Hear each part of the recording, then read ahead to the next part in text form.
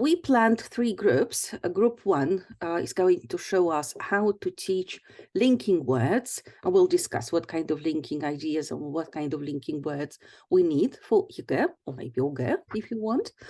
And the second group is how to ask questions and how to answer some tricky questions, how to help students notice them. So our pre-assignment is to analyze the structure of match the columns to make the sentences. What other linking words or phrases are used to connect the answers? Highlight them. I think number 2 matches D, actually, first in here. We learn while doing it. So when theoretically, it's just a theory. Yeah, that's what I lacked when I started working with Google Docs. Well, and we had a little bit of a difficulty because they mixed. You see, we'll just, for example, moreover, or I don't know, by the way, you see. We were just looking at the email, linking phrases, and all of a sudden we were constructing a whole new email, and that, yeah. It's just about the clarity of instruction. So you just tell them, can you take a pen and put down your answers in your notebooks? Never focus on particular items like collocations or linking phrases or the structure. First, you need them to read and understand what they're going to analyze later. So first stage is always the meaning. Okay, that was really lovely.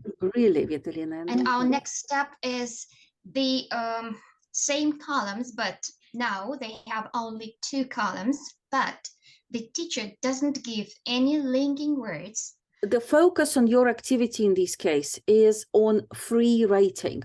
Write whatever, just connect them.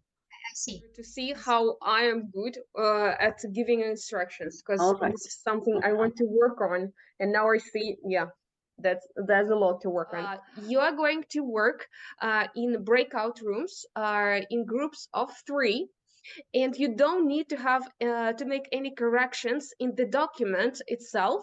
One of you should share the screen and use the annotate button to underline or highlight the mistakes. You can scroll. They just scroll. They just scroll. And they have all the information about all the topics and all their mistakes they had revised. Fantastic. So next activity, next group number 2. First, to give them some cards where you've got, well, this part of the stimulus letter and the task, which questions to ask.